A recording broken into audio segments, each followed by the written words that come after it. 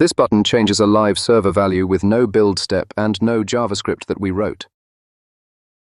The React route needs a component, client state, a fetch call, a JSON endpoint, and a re-render just to update one number.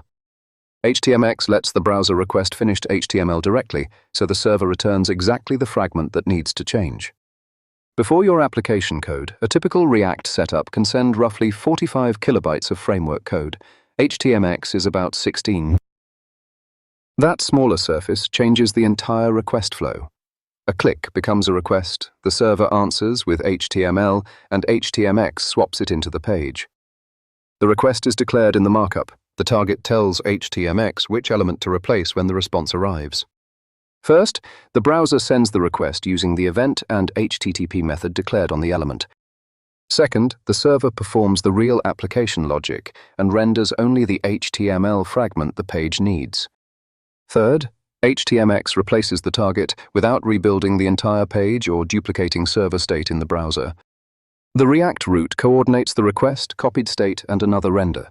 The HTMX route performs the same asynchronous update without custom JavaScript controlling every step. HTMX is not limited to buttons. Any element can send a request when the event you choose occurs. A search field can wait until typing pauses, send the current query, and place the returned results underneath it.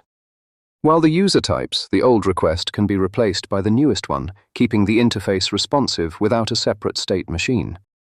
A delete link can remove its own row after the server confirms the operation. A dashboard can refresh a card, update a table, and display request progress using the same small group of HTML attributes.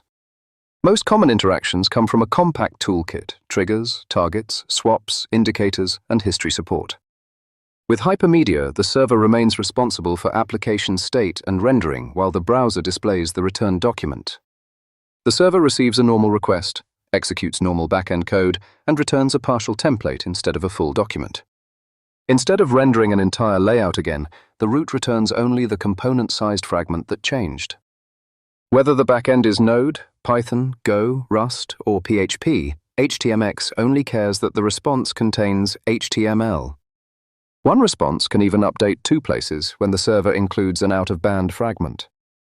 The second fragment carries the out-of-band attribute, so HTMX places it at its own matching identifier. HTMX can also upgrade ordinary links and forms, giving server-rendered navigation a smoother application-like feel. The routes remain real routes. Without JavaScript, they still navigate normally. With HTMX, they can replace the main content area.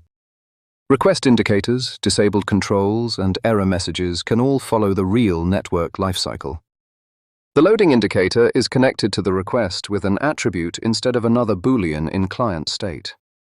The HTMX lifecycle removes a surprising amount of coordination code from ordinary forms, tables, dashboards, and administrative tools. In one small example, the dependency tree fell from 255 installed packages to 9. HTMX also reduces the risk of the browser and server holding different versions of the same truth. But React still wins when the browser itself is the application, and most interactions should happen without contacting the server. Editors, design tools, games, and offline-first products usually need rich local state that a server round-trip cannot replace. A document with interactions keeps most state on the server. A browser application keeps important interaction state locally. You can still use JavaScript inside an HTMX project when it earns its place, instead of making it the foundation of every interaction. The safest migration is not a rewrite. Start with one isolated screen that already depends heavily on server data.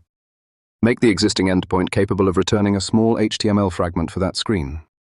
Then replace one client fetch, state update, and re-render with an HTMX request and target. Finally, compare the result: shipped code, implementation time, accessibility, loading behavior, and maintenance cost. If the screen becomes simpler without losing important behavior, keep going. If client complexity is essential, keep React there. When the server owns the truth, and the browser mostly displays it, HTMX may remove an entire front-end layer. When the browser owns the experience, React remains the right tool.